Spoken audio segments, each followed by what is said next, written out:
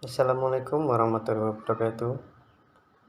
Kami dari kelompok 8 akan mempresentasikan tentang Pancasila sebagai paradigma pembangunan nasional. Yang beranggota 1. Muhammad Rudi Setiawan, 2. Muhammad Hamzi Susanto, 3. Muhammad Abid Misbahuddin. Pengertian paradigma. Paradigma merupakan asumsi dasar atau asumsi teoritis yang umum sehingga paradigma dinilai sebagai sumber nilai, hukum, dan metodologi.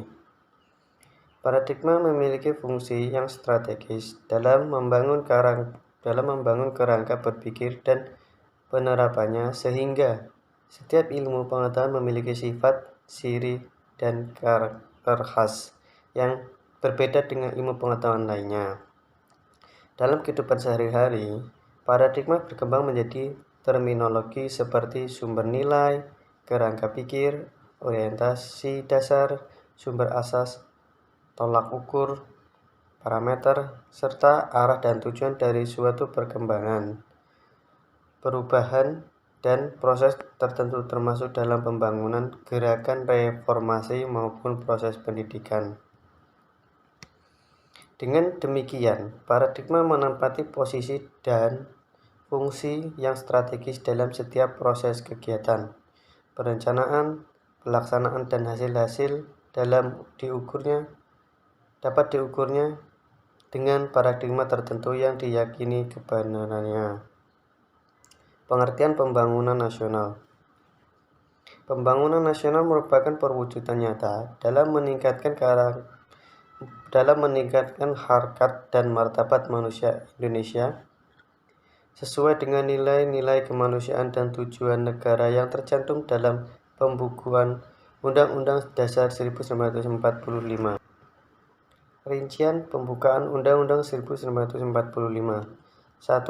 Tujuan negara hukum formal adalah melindungi segenap bangsa dan seluruh tumpah darah Indonesia. 2. Tujuan negara hukum material dalam hal ini merupakan tujuan khusus atau nasional adalah memajukan kesejahteraan umum dan mencerdaskan kehidupan bangsa. 3. Tujuan internasional adalah ikut melaksanakan ketertiban dunia yang berdasarkan kemerdekaan, perdamaian abadi, dan keadilan sosial yang perwujudannya terletak pada tatanan pergaulan masyarakat Indonesia. Yang selanjutnya akan dibacakan oleh Muhammad Abid Misbahuddin. Assalamualaikum warahmatullahi wabarakatuh. Perkenalkan, nama saya Muhammad Abid Misbahuddin dengan NIM 2019-53013. Pada kesempatan kali ini, saya akan melanjutkan presentasi dari teman saya. Yang ketiga ada Pancasila sebagai paradigma pembangunan. Pancasila sebagai kepribadian Indonesia merupakan kepribadian bangsa Indonesia karena Pancasila memberikan ciri yang khas kepada bangsa Indonesia yang tidak dapat dipisahkan dari bangsa Indonesia dengan mempunyai 5 sila dengan pengamalan masing-masing.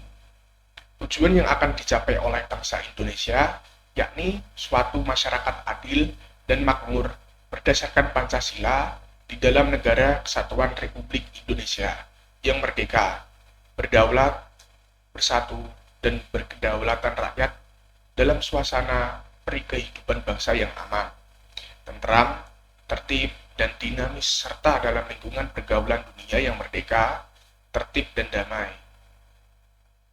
Berikutnya ada Pancasila sebagai pembangunan bidang politik dan hukum. Pembangunan politik memiliki dimensi yang strategis karena hampir semua kebijakan publik tidak dapat dipisahkan darinya. Persoalan mengenai kemampuan dan kedewasaan rakyat dalam berpolitik menjadi prioritas pembangunan bidang politik. Hal ini sesuai dengan kenyataan objektif bahwa manusia adalah subjek negara. Dan karena pembangunan politik harus dapat meningkatkan harkat martabat manusia. Selanjutnya ada Pancasila sebagai paradigma ekonomi. Ada 3 komponen. Yang pertama, koperasi sebagai sokong hulu ekonomi Indonesia merupakan badan usaha non-profit yang berpihak kepada kepentingan rakyat kecil. Yang kedua adalah badan usaha milik negara atau badan usaha milik daerah sebagai badan usaha yang berwenang mengelola sektor-sektor ekonomi yang menguasai hajat hidup orang banyak. Yang terakhir, badan usaha swasta sebagai badan usaha profit milik perseroan atau kelompok yang mengelola sektor ekonomi yang belum mampu ditangani oleh koperasi atau BUMN dan BUMD. Selanjutnya ada Pancasila sebagai paradigma Hankam. Salah satu tujuan dibentuknya pemerintah Indonesia adalah untuk melindungi segenap bangsa Indonesia dan seluruh tumpah darah Indonesia. Untuk itu, pemerintah berkewajiban membangun sistem pertahanan dan keamanan yang mampu mewujudkan tujuan dan cita-cita tersebut. Atas dasar pemikiran tersebut, pemerintah menyusun dan memperkenalkan sistem pertahanan dan keamanan rakyat semesta, atau sering yang disebut dengan Hankam Rata. Sistem ini pada dasarnya sesuai dengan nilai-nilai Pancasila, di mana pemerintah dan rakyat memiliki hak dan kewajiban yang sama dalam usaha bela negara. Sekian dari presentasi saya. Wassalamualaikum warahmatullahi wabarakatuh. Assalamualaikum warahmatullahi wabarakatuh. Nama saya Muhammad Dudi Setiawan, NIM 2019-53091. Di sini saya akan melanjutkan presentasi dari teman saya, yaitu mengenai Pancasila sebagai pembangunan IPTEK. Yang satu yaitu sila ketuhanan yang Maha Esa, yaitu pengembangan IPTEK juga harus mempertimbangkan masuk-masuknya dan akibatnya apakah merugikan manusia dan alam sekitarnya. Yang kedua, sila kemanusiaan yang adil dan beradab, yaitu pengembangan IPTEK haruslah bersikap beradab. Pengembangan IPTEK yang merugikan tidak akan mewujudkan tujuan sebenarnya IPTEK, yaitu kesejahteraan. Yang ketiga, sila persatuan Indonesia, yaitu pengembangan IPTEK hendaknya dapat menumbuhkan rasa nasionalisme. Sebagai pengembangan IPTEK dapat memunculkan persatuan. Yang keempat, sila kerakyatan yang dipimpin oleh hikmat kebijaksanaan dalam permusyawaratan dan perwakilan.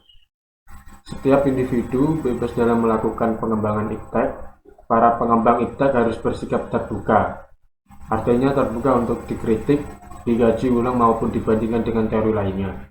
Yang kelima, sila keadilan sosial bagi seluruh rakyat Indonesia. Pengembangan IPTEK harus menjaga keseimbangan, keadilan dalam kehidupan kemanusiaan. Itu saya akan menjelaskan mengenai Pancasila sebagai paradigma reformasi. Pancasila sebagai kristalisasi nilai-nilai dasar yang diyakini kebenarannya dan dapat diterima oleh bangsa Indonesia dapat dipergunakan sebagai tolak ukur atau paradigma dalam setiap aktivitasnya.